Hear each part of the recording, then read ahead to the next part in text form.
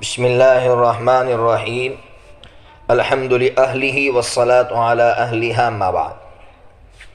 آج میں حضرت مولانا احمد لاڈ صاحب دامت برکاتہم کی زندگی کے کچھ گوشے آپ کے سامنے رکھوں گا۔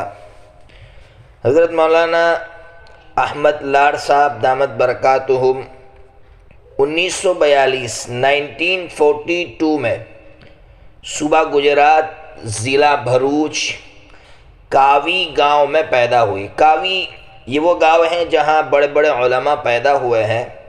حضرت مولانا کی ولادت بھی اسی گاؤں میں ہوئی ہے۔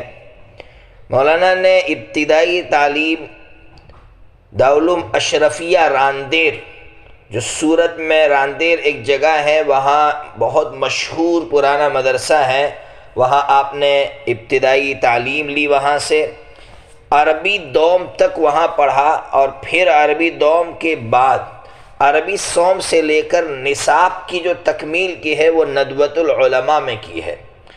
ندوۃ العلماء سے فراغت کے بعد نصاب کی تکمیل کرنے کے بعد آپ نے دارالعلوم دیوبند کا رخ کیا۔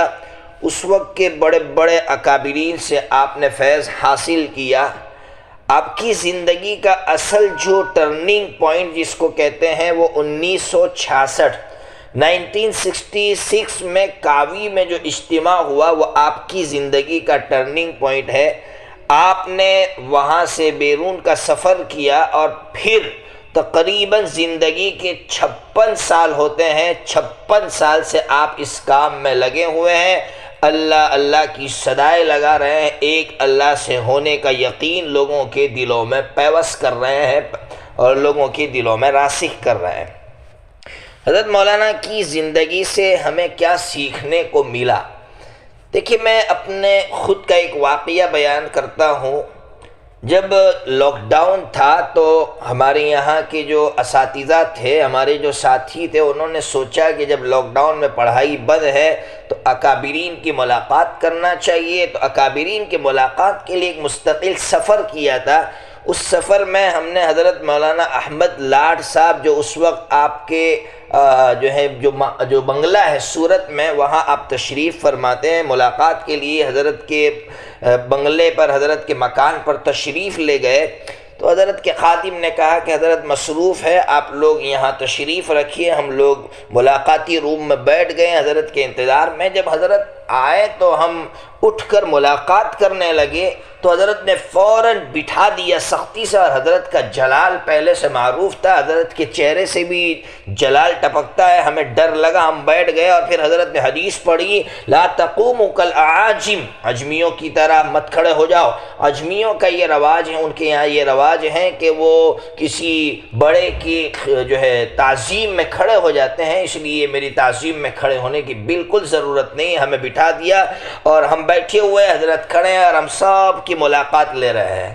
ملاقات کے بعد بیٹھ گئے، بہت بڑا سبق ملا ہمیں، اور ہمیں اس بات کا یقین ہو گیا کہ اس وقت جو لوگ حضرت کے بارے میں پھیلا رہے ہیں کہ یہ منصب کی چاہت میں اور منصب کی لالچ میں آ کر یہ سب کچھ ہوا، جو تقسیم ہوئی ہے عمارت اور شورا کی، اس وجہ سے، اور یہ جو لوگ اپنے آپ کو اتنا مٹا چکے ہو کہ اپنے چھوٹوں کے سامنے اپنے چھوٹوں کو کھڑا کرنے کو پسند نہ کرتے ہو، اپنی تعظیم کو پسند نہ کرتے ہو، اور کیوں منصب کے لیے امت کو تقسیم کریں گے، امت کے ٹکڑے کریں گے؟ یہ ہمیں حضرت کی زندگی سے بہت کچھ سیکھنے کو ملا، اور ہمیں یقین ہو گیا کہ حضرت کے بارے میں جو کچھ بھی پھیلایا جا رہا ہے وہ غلط ہے۔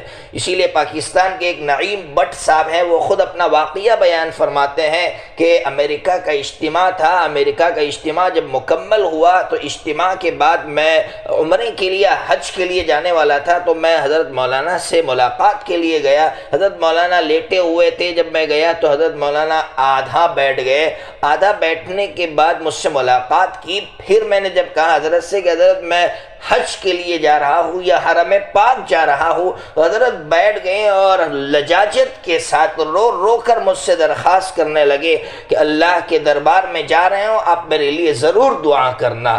یہ وہ لوگ تھے جو چھوٹوں سے بھی دعائیں کروا رہے تھے اور اپنے آپ کو کبھی بڑا ظاہر نہیں کر رہے تھے، اس لیے ان کے بارے میں اس طرح کا بہتان لگانا کہ یہ منصب کے لالچی لوگ تھے، سراسر بہتان ہے، اللہ کے یہاں اس کا حساب دینا ہوگا۔ اس لیے ایسے موقع پر بہت سے لوگوں نے ہم سے پوچھا کہ امارت صحیح ہے یا شورا صحیح ہے۔ میں نے ان سے کہا کہ دیکھیے، میں نے علم حاصل کیا، الحمدللہ کتابیں پڑھی ہے، اللہ تبارک و تعالیٰ نے اس علم کی نسبت سے ہمیں جوڑا ہے، اس لیے میں خلافت کی جو بحثیں ہیں اس کو پڑھنے کے بعد اس نتیجے پر پہنچا ہوں کہ اگر قیامت تک کوئی فتنہ وجود میں آئے تو جس فیلڈ میں فتنہ ہو اس فیلڈ کے ماہرین کی اکثریت جس طرف ہو اس طرف ہمیں جانا چاہیے، اس لیے کہ ماہرین نمبر 1، نمبر 2 اکثریت، یہ دونوں کبھی غلطی نہیں کر سکتے، ایک تو ماہرین اور نمبر 2 اکثریت۔ یکا دکا کوئی ماہر غلطی کر سکتا ہے